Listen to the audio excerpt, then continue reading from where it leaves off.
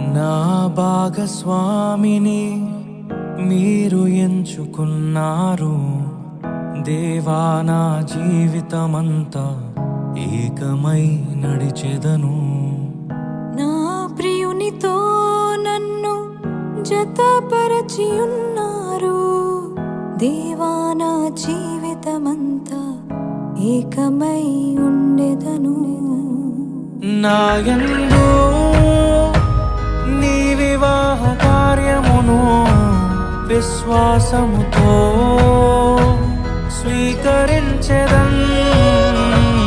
నా యందు నీ వివాహ కార్యమును విశ్వాసముతో స్వీకరించెదన్.